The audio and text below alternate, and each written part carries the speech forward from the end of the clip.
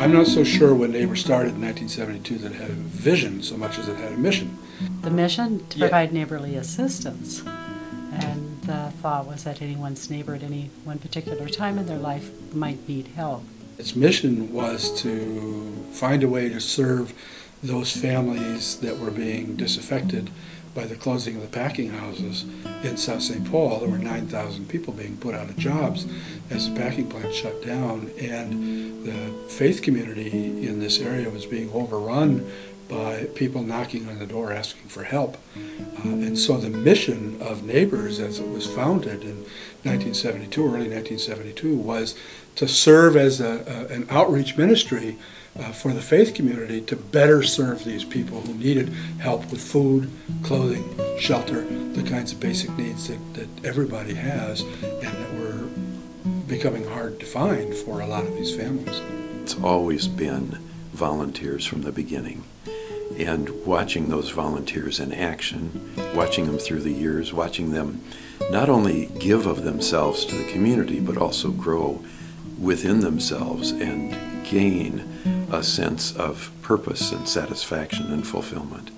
We volunteered, and it was in my mind that we would put in about a year and help it get started, and that we did, but here I am, 40 years later, still in the organization.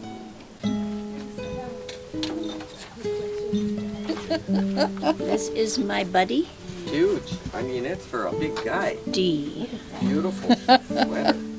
What do I like best about Neighbors is that I feel like I'm doing good for someone. And then the other part is I have fun. I get to come in here and have a good time with all the rest of the volunteers and just have a lot of fun. When Neighbors started in 1972, it was basically food and clothing. That's what it was formed to do, was to try and help people who were in need get some food to put on the table for their families and make sure they had appropriate clothing to wear for the seasons, especially for the kids in those families. The idea was to have something for the more indigent people of Dakota County, South St. Paul especially. Well, our biggest program is the food shelf. That's what Neighbors is most widely known for. We have transportation program. We have the clothing store, of course, which provides clothing to people who can't afford clothing. It's a wonderful resource because the prices are minimally priced. We have telecare, daily reassurance call to families who are shut in or need to be reminded to take their medication. We have the Christmas program, of course, which we just finished, which is huge. We helped almost 1,000 families this year. My most memorable moments have been watching as families leave Neighbors.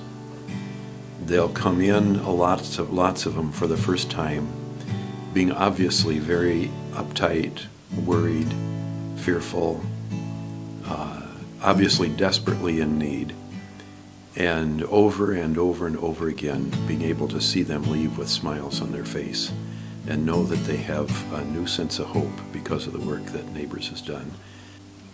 We've been supported by hundreds, thousands of people and organizations and businesses for a long time because they see the good work that we do in their community, helping their constituents, and they feel that they're a part of that, and they are a part of that because all we are is a conduit between people who want to help others and people who need that help.